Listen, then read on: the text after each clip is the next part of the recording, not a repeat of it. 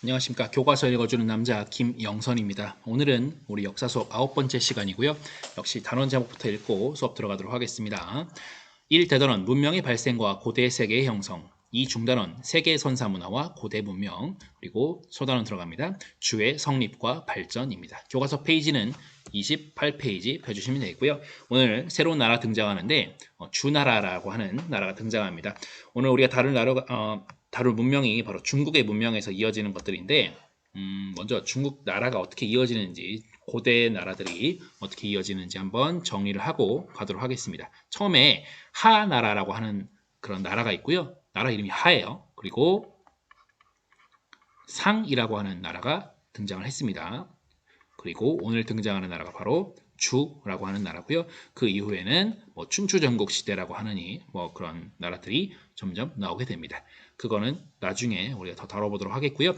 어쨌든 중국 문명이 처음 중국의 기록상 가장 오래된 나라 하가 있고요. 그것이 나중에 상나라가 되고 상나라 이후에 주나라가 또 등장한다라는 점을 우리가 기억하시면서 우리 수업 들어가도록 하겠습니다. 자, 주제 및 학습 목표 읽어볼게요. 첫 번째입니다. 시작! 주나라의 발전, 쇠퇴 과정을 이해한다. 주나라가 발전하고 또 쇠퇴, 이거 쇠퇴라는 것은 약해진다는 거죠. 점점 망해간다 그런 얘기입니다. 그것을 이해한다 돼 있고요. 자, 두 번째입니다. 주나라가 실시한 봉건 제도를 이해한다.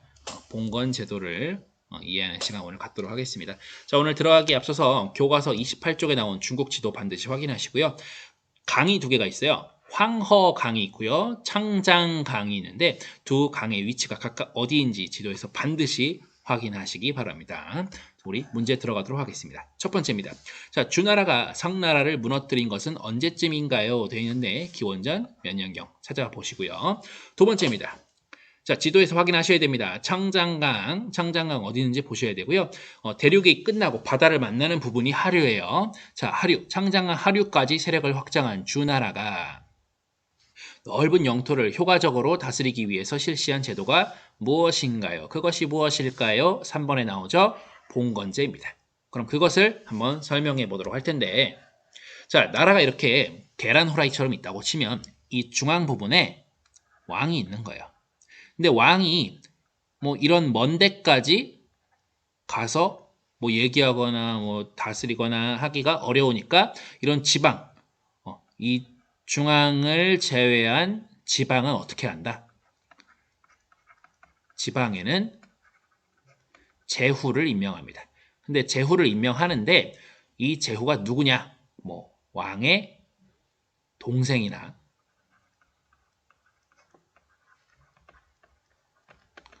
친척이나 이런 사람들 혹은 공을 세운 신하라고 하죠.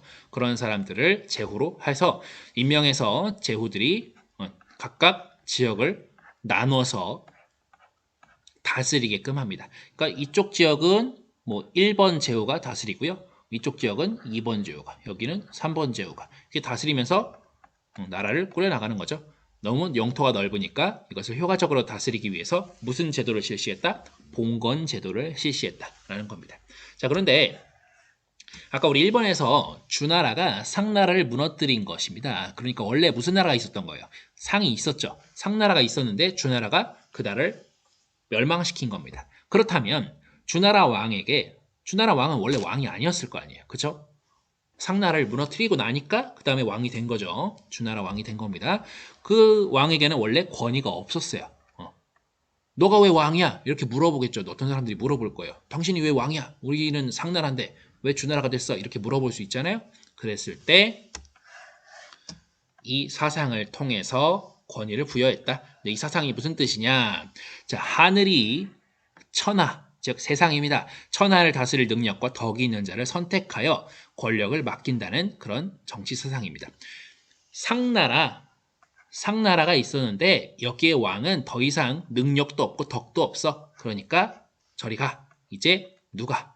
하늘이 주나라에게 권력을 맡겼다라고 하는 그런 정치 사상입니다. 한번 찾아주시고요.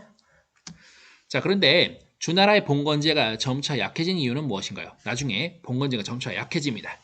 왜?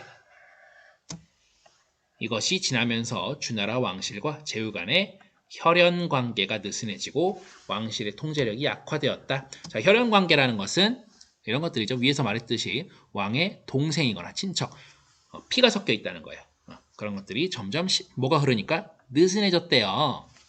그리고 왕실의 통제력이 약화되고요. 나중에 지방 제후가 독립적인 세력으로 성장하게 됩니다. 독립적인 세력으로. 그러니까 이런 아까 1번, 2번, 3번 이런 세력이 있었잖아요. 이런 세력들이 점점 왕의 말을 듣지 않는 세력으로 바뀌는 거죠. 왕에게 뭐 허락받고 그런 거 이제 안 해요. 그런 거 안 하는 세력으로 성장했다라는 겁니다. 그러던 와중에 나중에 기원전 8세기경이 되면 서북 쪽의 유목민족, 견융족이라고도 하는데 그들이 침입을 해옵니다. 그래서 주나라가 수도로 옮겨요. 원래 서쪽에 호경이라는 곳에 도읍을 뒀었는데 동쪽으로 도망갑니다. 그리고 그곳이 어디였냐? 나급 또는 러양이라고 하는데 혹시 이런 이름으로 알고 있는 지부도 있을 겁니다. 낙양, 같은 이름입니다. 이곳으로 옮기게 되고요. 이후에 주나라 왕실의 권위가 무너지면서 세력이 급속히 약해졌다라고 우리가 알 수 있겠고요. 자, 오늘 주나라 봉건제를 좀 더 면밀하게 보려고 합니다. 자, 그림은 이렇게 되어 있는데 자, 주나라 봉건제 그림 여기 크게 한번 볼게요. 자, 이게 화살표가 막 복잡하게 있고 한데 이거 교과서 페이지에 있는 거 그대로 좀 같이 도식화시켜서 가져왔습니다. 자, 제일 위에 누가 있어요? 왕이 있고요. 그 밑에 지방 제후들이 있는 거예요. 근데 뭔가 주고받죠. 자, 파란색도 있고 빨간색도 있는데 파란색 볼게요. 파란색은 뭔가 다 주는 것들입니다. 그쵸? 토지, 땅을 주는 겁니다. 봉건제, 봉토를 하사했다라고 해서 봉건제예요. 자, 그런 땅들을 줍니다. 근데 왕이 제후들에게만 준 것도 아니고요. 경대부라고 하는 사람들에게도 줍니다. 제후보다 한 단계 낮은 그런 지배층이었어요. 제후보단 낮지만 그래도 뭐 사나 피지배층보다는 높았다 하는데 직접 이렇게 말하자면 계약을 맺는 겁니다. 약속을 맺는 거예요. 뭔가를 줍니다. 땅을 주었으니까 그런 제후나 대부들, 경들은 이 빨간색 화살표 보이시죠? 뭘 줘야 돼요? 군역, 공납의 의무가 있습니다. 나중에 뭔가 전쟁이 터지거나 혹은 나라가 위기에 빠졌을 때, 뭐 홍수가 나거나 기근이 들었을 때 나라가 위기에 빠지면 군역, 뭐 군대를 보내서 왕을 돕거나 아니면 어떤 세금을 내서 왕을 돕거나 하는 그런 것들을 의무를 지게 됩니다. 이런 의무를 졌다. 왜 졌다? 땅을 줬으니까 왕이 땅을 줬으니까 그 은혜 보답을 해야겠죠. 자, 근데 이러한 제후들 같은 경우 힘이 센 제후들 같은 경우는 사실 왕과 아주 가까운 사이였습니다. 뭘로 인해서 가까운 사이였을까요? 바로 피입니다. 피. 다른 말로는 혈연 관계라고도 부르는데 이런 혈연 관계에 있었어요. 그리고 좀 더 살펴볼게요. 자, 경대부 밑에는 각각 뭐가 있죠? 사라고 하는 또 이런 계층이 있어요. 사계층이 있었어요. 나중에 되면 이제 사와 대부가 합쳐져서 사대부라고도 부르는데 그거는 나중에 얘기하기로 하고요. 자, 그 밑에는 피지배층이 있습니다. 지배를 당하는 계층이 있어요. 이들은 농민이거나 뭔가를 만드는 수공업자거나 그걸 갖다 파는 상인들이었습니다. 이들은 위로부터 받는 게 있나요? 없죠. 오직 뭐 하기만 합니까? 갖다가 내기만 합니다. 뭘 내요? 세금을 내서 이 제도를 떠받치는 계층이 바로 피지배층이었습니다. 자, 이것이 바로 주나라의 봉건제였는데 아까 얘기한 거대로 뭔가 이 세월이 흐르면서 이 제후와 왕의 거리가 점점 멀어집니다. 점점 멀어져요. 세월이 많이 흘러야 돼요. 근데 쌤이 그래서 이렇게 여기다 써봤어요. 물보다 진하던 피는 시간이 흐를수록 점차 연해졌습니다. 자, 여러분들 뭐 피는 물보다 진하다 이런 말이 있는데 이게 세대를 거듭할수록 점차 멀어지는 거예요. 그래서 봉건제가 깨지기 시작합니다. 한번 예를 들어볼게요. 여러분들 아버지가 있어요. 근데 아버지의 동생이 있습니다. 근데 아버지의 아들이 있다고 치고요. 아버지의 동생도 아들이 있어요. 나중에 이 아들도 누군가와 결혼을 해서 또 아들을 낳았다고 쳐봅시다. 그리고 이 사람도 누군가와 결혼을 해서 아들을 낳았어요. 자, 그러면 이 첫 번째 첫 번째 대에서 아버지와 그 아버지의 동생은 사이가 가까웠겠죠. 바로 형제잖아요. 그쵸? 바로 형제가 되겠죠. 근데 그 밑으로 내려옵니다. 그 아버지의 아들과 아버지 동생의 아들은 서로 무슨 관계가 돼요? 사촌 형제가 되겠고요.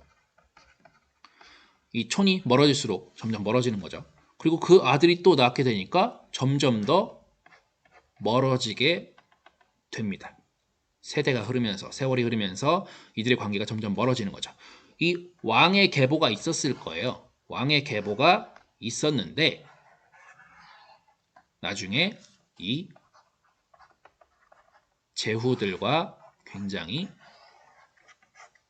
멀어지게 된다.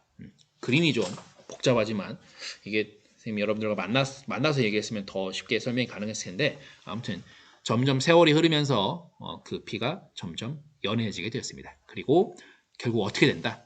이야기의 핵심은 이 주나라가 점점 힘을 잃게 된다라는 겁니다. 오늘 수업은 여기까지입니다. 이상입니다.